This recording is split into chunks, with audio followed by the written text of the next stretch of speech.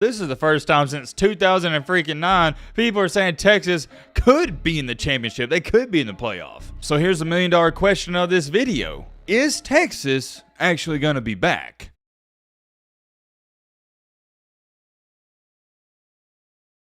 Let me ask you a question. Who's been the most overrated team in college football the past 10 or 12 years or so? Besides Notre Dame, of course.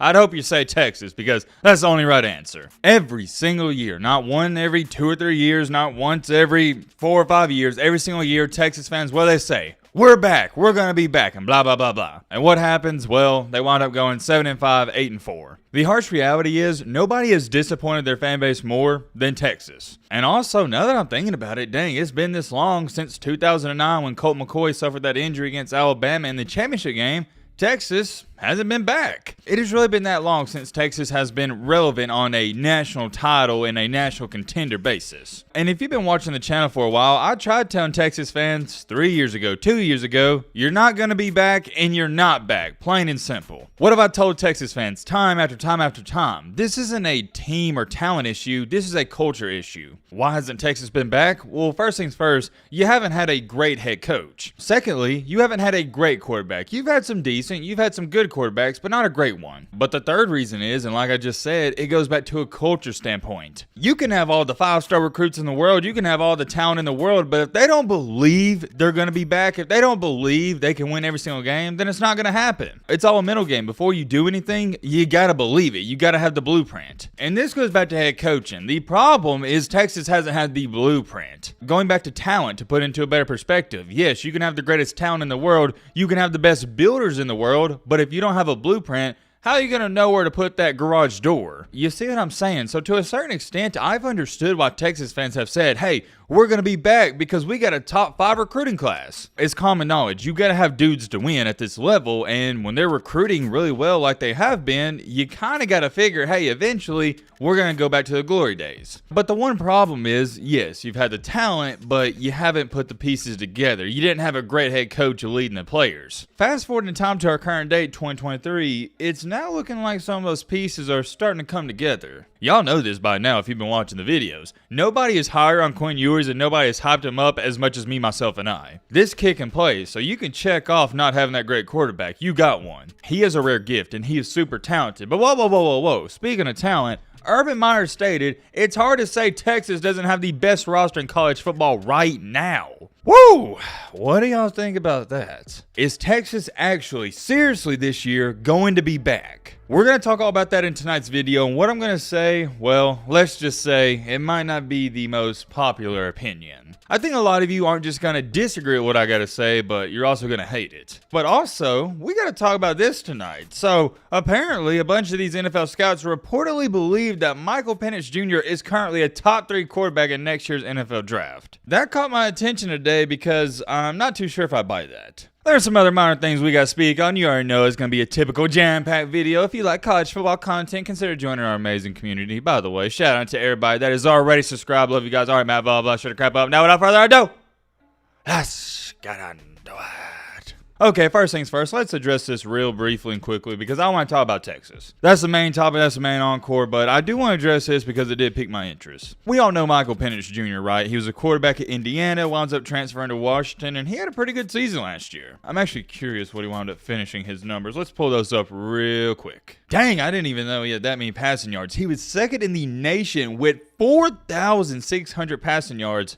That was a lot more than I thought he had. 31 tutties to 8 INTs. Not really pretty, but QB1, I said QB1, my bad. QBR of 81, there we go, 0.1. Yeah, not a bad season at all, but I don't know if I would start considering him a serious NFL prospect. It is being said, according to multiple NFL scouts, that he is going to be behind Caleb Williams, QB1, and Drake May, QB2. So, Penix Jr. is going to be QB3. And here's why I disagree with that. Because Quinn Ewers is 2 times better than Michael Penix Jr. Unless I'm highly misinformed on this, I do believe good old Quinn Ewers can declare for the draft. Because he had the first year at Ohio State, then Texas last year, now it's his 3rd season. Maybe I'm misinformed on that, I don't know. But I do believe Quinn Ewers can declare for the draft. But the comparison these scouts are using is they're comparing him to Tua Tagovailoa, which does make sense. They're both left-handed quarterbacks. I just don't see this guy being a first-round pick. I don't care how good he plays next year, he could go out there and throw for 6,000 yards. I don't see him being a first-round pick. No way. And a large reason I don't see that happening is because Tua, left-handed quarterback, hasn't done so well in the NFL. I love Tua to death, but let's be serious for a second. He's not the greatest NFL quarterback currently. I think he's doing a good job, and I think the Tua hate is way too much, but you get what I'm saying. Left-handed quarterbacks are not traditional in NFL teams. They normally run from them. But also Michael Penn Jr., similar to Tua, he's had injury problems his entire career. He's torn not one, but both of his ACLs. You can see from this tweet right here, they say it all. Torn ACLs twice, had shoulder injuries, and his collarbone. I just have a hard time believing this guy's a serious NFL quarterback prospect. I am very curious, though. Let me know your thoughts on this down below because I don't see anybody talking about it. I don't see it, man. I don't see it. Too many red flags, too many concerns with him. I think there's some other quarterback prospects I'd take over him in a heartbeat. But now, finally, moving along here to the main topic of the main encore, the main reason you clicked onto this video,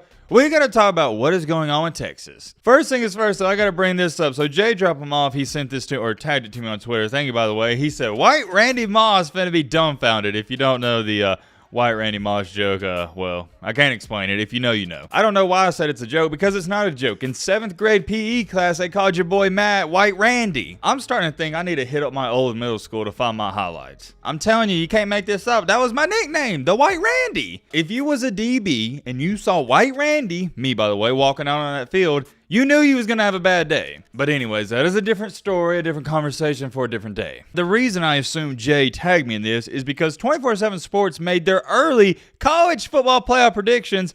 And what do you know? As you can see right here, they got Texas making the playoff. Texas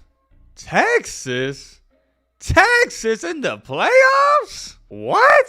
What are we doing, man? Already, are we having these conversations in May? Texas is already back?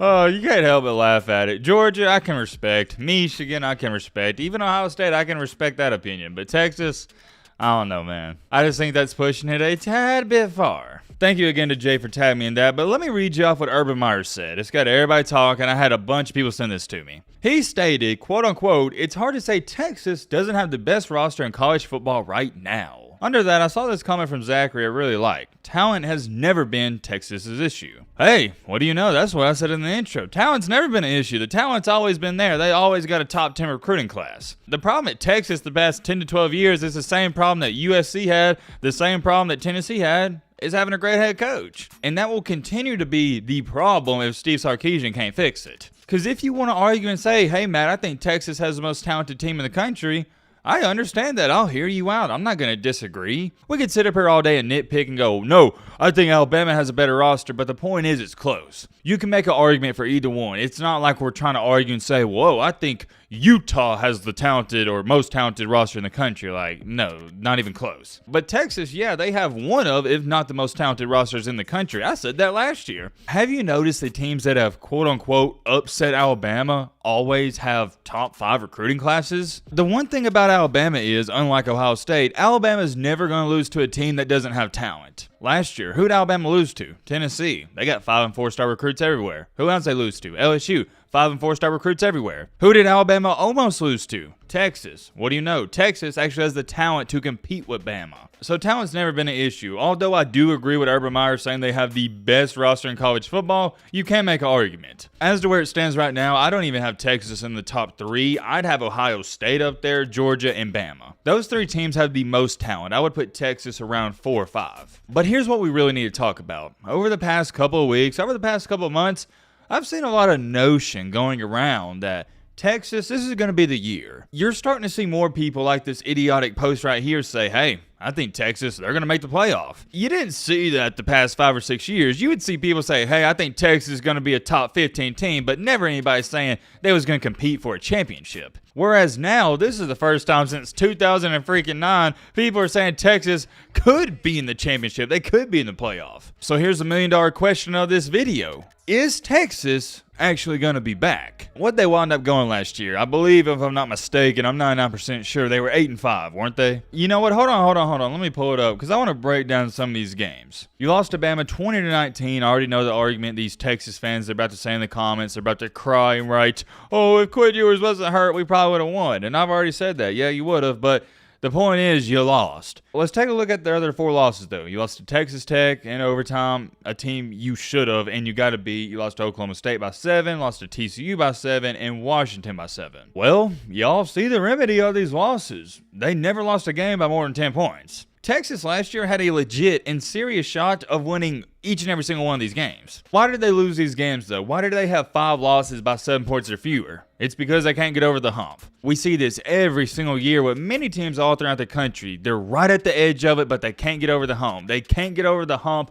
of winning the games they need to, making the right play here and there. They wound up finishing the year 8-5. When, if they would have made a play here or there, the coach would have had a better game plan. They could have went 10-2, 11-1. That is the current state of this Texas football team. They're a couple of plays away. Didn't Texas lose to Texas Tech on a walk-off field goal? That's one play. Alabama, heck, even when you was not in there, you lost because you missed a chip shot before halftime. That's 2 games right there of special teams killed you. Just those 2 games alone, if you had one play go the other way, you're 10-3. Last year after that Alabama game, my respect for Texas and how I felt about that team and program, it did a 180. But I stated after that Alabama game, I thought they had a serious and legit shot of actually running the table. And looking back on it, I'm still somewhat shocked they didn't win these games that they lost. They should have beat Texas Tech. They should have beat Oklahoma State. They also should have beat TCU. But truth of the matter is, they didn't. But remember, in this life, it's not always about if you win or lose. Sometimes you can lose a game, but you can progress immensely. I'm going to say this. My opinion on this Texas football team and program has changed completely from the past 10 to 12 years. Last year, there wasn't any embarrassing losses like the Kansas, or there wasn't any losses where you lost by 20 or 30 points. When I watched this Texas team play last year, I saw the culture change slightly. I saw guys out there on offense and defense that believed they were the best. For the first time in forever, it felt like Texas football could potentially be back. And I know they lost a bowl game to Washington, but who cares? Texas could care less about a meaningless bowl game. That was Washington's Super Bowl. Even with that loss, I feel like Texas has a ton of momentum heading into 2023. And it's hard to describe it because it feels like there's something in the air. There's an aura around the program where everybody's locked in. You got Steve Sarkisian. He's done well so far. Quinn Ewers is back. Xavier Worthy's coming back. Everything's clicking. It just feels like there's some, I guess you'd say, stability around the program. You can finally, for the first time, just worry about the game of football and not worry about, okay, who's going to be our quarterback? Okay, are we about to fire our new head coach, etc. I don't know what the definition of quote-unquote we're back is. I don't know if Texas fans mean we're back as in competing for championships, we're back as in winning and having a good season. But I'll say this, I'd be shocked if they I'd be shocked if they won less than 9 games. I like old Sartnado. That's what I call Steve Sarkisian. I like Ewers. I like the other quarterbacks on the roster. Malik Murphy, Arch Manning. I like the recruiting. Just everything that's been going on the past, I guess you'd say 12, 18 months. I like it. I'm not going to say Texas is officially back, but I'm going to say they are very, very, very close. For the first time in a long time, I like what's going on there. I hope they're back because it makes college football 10 times more interesting. I am very curious, Texas fans. Let me know your thoughts on this down below, but roll a minute.